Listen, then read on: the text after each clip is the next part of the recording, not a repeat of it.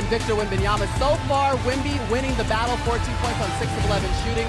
Just 5 points for Chet. He's only shot the ball one time and knocked down a couple of free throws and got 3 rebounds in that first half. All right, let's get into it. What we saw from the Spurs playing without De'Aaron Fox. There was a game of runs in that first half, but ultimately the Spurs finding a way to have the lead at half. It was a boxing match. It was, OKC came out, I think a little bit flat. San Antonio was ready for the moment. I think OKC had to settle down a little bit. Again, we went back. I'm going to go back to the beginning of the game where we talked about in pregame. Chet, at halftime, you cannot only have one shot. You got to shoot the ball more. You got to search yourself. You got to be a little bit more aggressive out there. You guys are losing now, and you guys haven't played that well in the first half. But here's the opportunity to come back in the third quarter, get yourself going, get some easy baskets. One thing I will say, OKC is a third quarter team. They all get going, so they'll be ready. But Chet, he can't be 1 for 1 in 15 minutes with 5 points. That's just not going to cut it. Yeah. I felt like he was going with the flow of the offense, right? And kind of being left behind a little bit. But he's got to get active on the offense in the second half. Remember, he was only averaging 10 points per game in the regular season against the Spurs. The good news for OKC is Alex Caruso comes off the bench, 16 points. Not only was he shooting the 3-ball well, but he's getting steals, doing a little bit of everything. Yeah, well, this is what we're talking about. Mel was like, he's going to come in the game and he's going to make things happen. And here, I told you, he's going to have to knock down shots because Wemby is going to guard him. And they're going to have these guys like Dort and Caruso have an impact on this game. And they're going to have to knock down these type of shots. But defensively, he's on all defense team. This is what you need when a team that has great offense and great defense, you got to find easy ways to get your team going, and this is what Caruso did when he came to the game. It was offensively, knocking down wide open threes, defensively, making plays, getting out, getting easy baskets. He did what he was supposed to do. Alex Caruso, 4 for 7 from 3. The rest of OKC was 2 for 15. Something we should also mention, though, SGA, just 4 points in that first half. I mean, again, SGA, I'm gonna say that SGA just filling it out, just filling the game out. It's something that it's been a trend for him in this playoffs, the whole playoffs. He let the game come to him. He see what happens. Again, he already got the answer to the script. He just got to see it. He got to see it, right? And I think that's what he's doing in this first half. Shai will be cool. I'm not worried about Shai. Again, you as OKC, you can't be 6 for 22, shooting 27% from the 3. You can't be out rebounded 29 to 9 in the first half. It's just some things that they have to adjust to, and the champs will do it.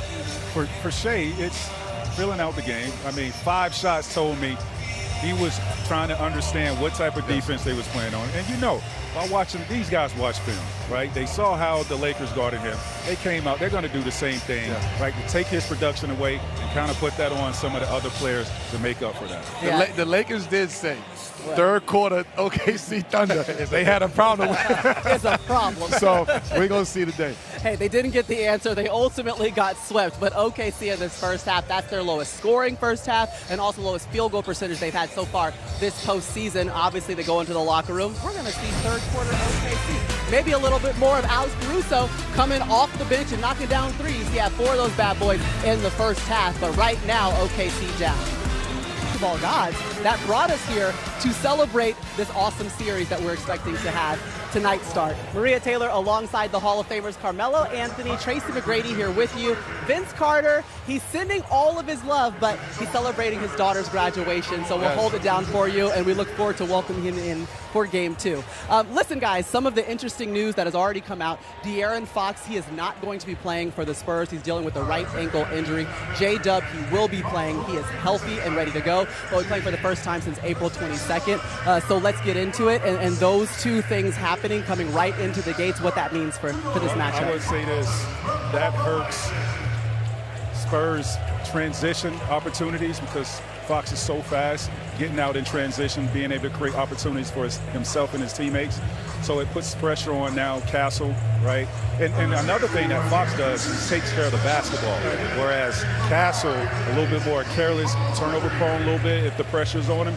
So I think OKC has the advantage there, missing, Fox being able to have that transition impact. And Fox also, to add on, he's a closer too, right? So you miss a closer, you miss somebody who can change the pace of the game. You've been somebody who really knows how to play in the pick and roll with Wemby. So it's a big loss for Fox in game one. But this is chess, man. They swing, whoever swings first, and they got to swing after. Hey, that part. De'Aaron Fox, listen, he's kind of like the unk. He's 28 years old, so he's bringing some of that veteran leadership. That's crazy. I know. Meanwhile, these are two very, very young teams. Good news, obviously, for OKC. J-Dub, Jalen Williams, will be back in the mix. Let's get into the impact that he brings, T-Mac, to OKC.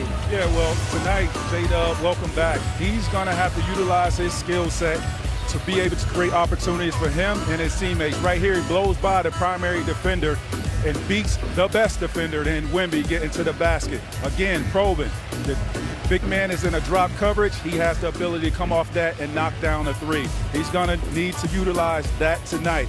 And this is him giving opportunities for his teammate on the defensive side with his head on the swivel, getting this easy transition basket. Welcome back, J-Dub. We look forward to him having that impact because he's one guy that can create his own shot, and they're going to need him to knock down some mid-range shots tonight. Yeah, missed the last 6 games with a left hamstring injury, but ultimately he is an all-star. He's a guy that they need on the court. He is going to get the start. We just found out. On the other side, Dylan Harper getting his first playoff start here, but the rookie's been unfazed all postseason, Melo. Well, his poise is what, kind of excites me and take my hat off to him. When you talk about somebody at his age who's able to handle different type of moments, but you haven't had this moment right here on the road, first road playoff series against the champs. This is what you really want. I mentioned this early on in the show. You want this experience as a young player. You want to go up against the best. I think I'm the best, so I'm going up against the best. And we feel like we have an opportunity to win this, and I'm a major part in our success. So, Dylan Harper, man, you got it this far. No pressure on you. Just go out there and play basketball. It's a long series, brother. No pressure. You only started 4 times in the regular season. Come and get this playoff start in Game 1 of the Western Conference Finals.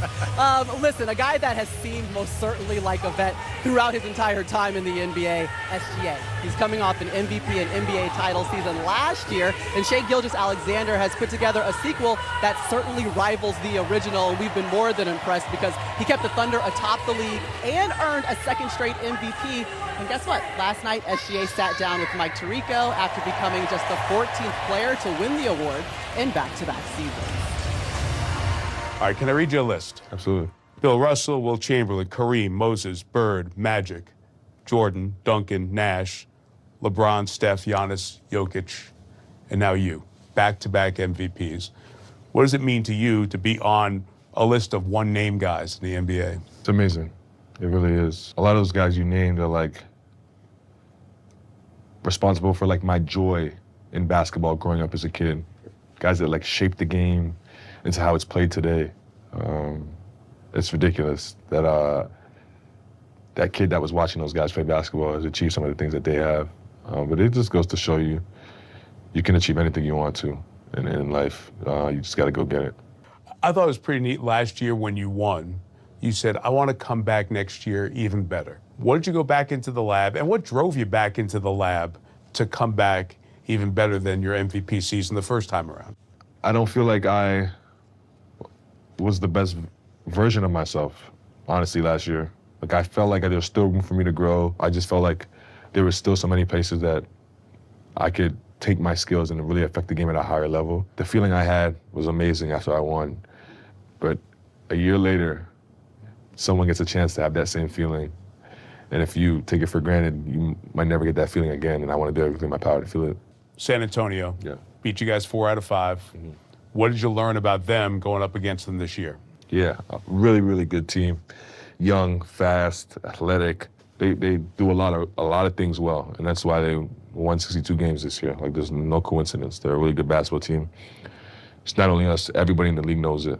They're hungry, they're young, and they could beat anybody in this league. Victor Wembanyama finished 3rd in the MVP voting. You've gone against him now. He's as unique a player as there is in the league. What have you learned about going against him that you can help your team do better in this series as you face one of the best defenders we've seen in the league? Like you said, he's one of the most unique players we've ever seen in this game. Guys that big usually don't move that well. Just to keep it as simple as that. He's a really good player. Obviously, that young and 3rd in MVP rankings is very, very impressive, and it speaks to the player he is on both sides of the floor. It's going to be a tall task, but I think this team is equipped for the task, no doubt. When does it hit you? When do you get a chance to let it soak in that you've won back-to-back MVPs? I'm not too sure. Like right now, I'm so wrapped up in obviously what we got going on in the playoffs and trying to get to the ultimate goal. Like today was super cool. Tonight was amazing. Like all the love was amazing. But I would trade it all for the trophy at the end. So probably sometime in the summertime, to answer your question. I'll sit back and think about the times. Well, listen, SGA will accept that second MVP trophy here tonight, but what's crazy is he improved upon his numbers from his first MVP campaign. The efficiency went up, a career high in assists per game, despite playing a minute fewer per game than he did last season. As you can see, he's a man on a mission with 2 MVPs to tote. Meanwhile, the guys that'll be calling the game, Mike Tirico, Jamal Crawford, Reggie Miller. Great work, first of all, Mike, on the interview. I'm just curious, the main takeaways you got being able to spend some time with SGA. Maria, as humble as he sounds, he is on and off camera, and you saw that with the faces of his teammates as he was surrounded at the big press conference. They were all hanging on his every word. He's the leader on the floor, off as well, very humble. And the guy's got great gifts, too, by the way, for the helping him get the MVP, which is pretty nice. And he is very intentional, and the gifts were intentional as well, the golf clubs, the trench coat. But even on the court, he's playing like his future self is telling him, take full advantage of every opportunity. He's a 2-time MVP now. He still wants to get better. He's who you want leading a franchise and be one of the faces of the NBA. What's interesting with Wemby, now we have a guy that's seen exactly what Shea has gotten and says, you know what? I want some of that. And what better way, on what better stage than the conference finals to go against a team that you've beaten 4 times during the regular season and say, I want what they have. This is going to be a great and fascinating matchup of styles between 2 giants in the Western Conference. And you don't need any more motivation, but the Spurs be sitting right over there as they watch him get the MVP, and then they get to go on the floor and try to stop him from beating them in this series. If you can't tell, we are so excited. Somebody's been around the league for a while said, maybe it's the most anticipated conference final we've had in a decade. A lot of hyperbole. Hopefully the hoops lives up to it. Maria will see y'all here in a little bit. All right, we appreciate it. Y'all have an amazing call, and I got to take that from Mike. Do you guys believe, since we haven't started yet, so best series, most anticipated series in a decade, you would agree? Sure. I think so. You have the MVP, and then you have the Defensive Player of the Year. And the Defensive Player of the Year wanted the MVP, so yeah, I think so. Since Golden State, Cleveland, absolutely. Okay, well, listen, we are still looking for a win for this guy